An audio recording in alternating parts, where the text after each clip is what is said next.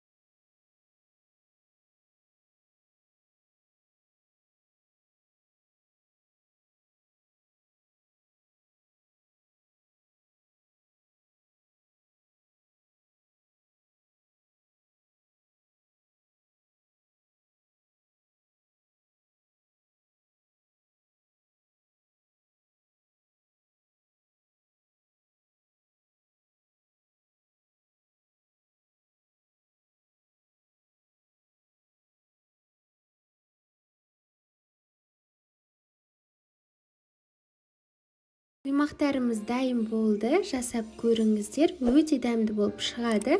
Және де арнама тіркеліп қолдауды ұмытпаңыздар.